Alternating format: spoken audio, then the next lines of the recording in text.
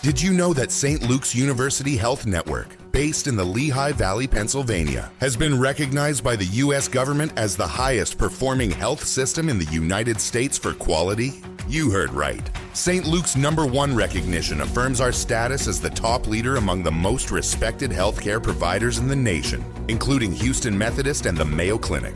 To state it simply, if you want to receive the best care when you go to a hospital, come to St. Luke's. Listen, all you New Yorkers. Excuse me, taxi. Okay, man, we're looking around. This is the 77 WABC minicast. And with us today is the U.S. Attorney for the Southern District of New York, Clayton. Mr.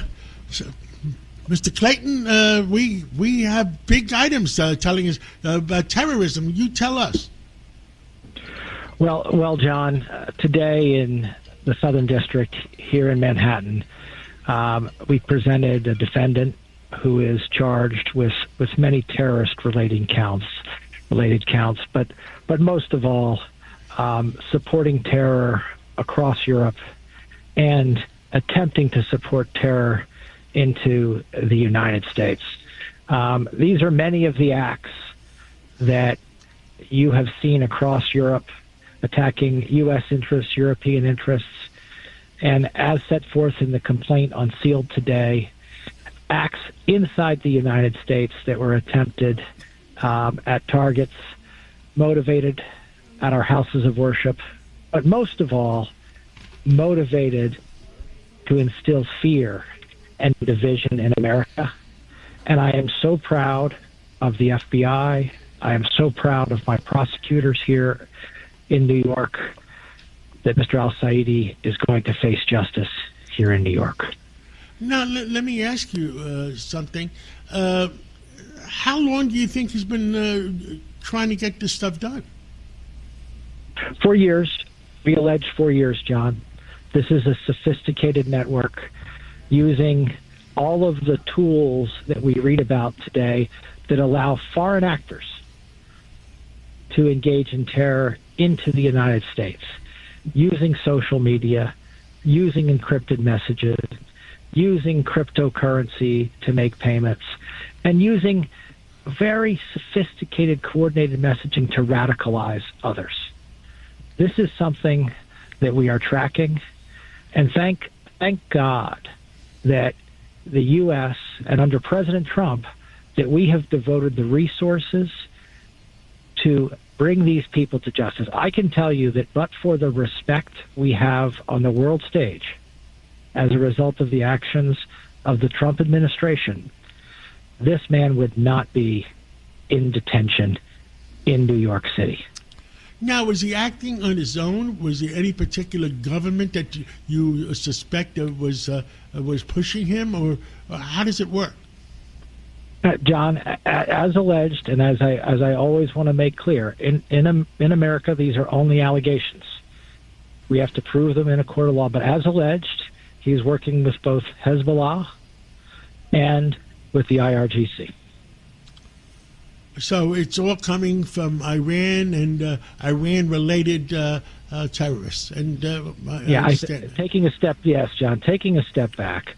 What do we know? And let's not forget this: that Iran used the money that they generated from selling oil for over 40 years to sow terror and dissension in the United States and in Europe and in the Middle East. And we now know that to a certainty. And thank God we've decided that after 40 years, enough is enough. Jay, we have so many problems in our country.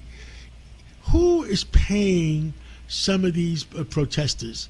I mean, some of them don't show up because they're not getting paid. They're getting paid. Any suspicion? Has the FBI or anybody been able to break down any of these people? Well, let's take a look at some of the things that we are learning, even from the complaint that you see today. You see that foreign financed activity is directed into the United States to sow the seeds of dissension in the United States. And John, my belief is that put this particular situation aside, it is much greater than we could have ever expected. The amount of foreign money flowing through various channels, including entities posing as nonprofits and charities and having a public purpose, that are actually conduits for dissension, is something that we need to bring to a stop. Do we have enough troops to do that? I mean, it seems like so many people have gone through the borders and during the past 4 years before President Trump 47 got in. Do we have enough troops? Do we have enough U.S. attorneys that are dedicated to be able to do that? We are doing so much more than we were several years ago, including using artificial intelligence tools and data.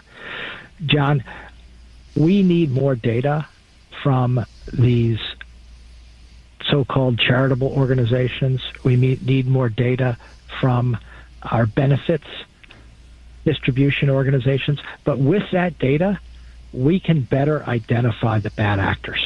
And I am telling you that AI is going to have a big impact on the business community.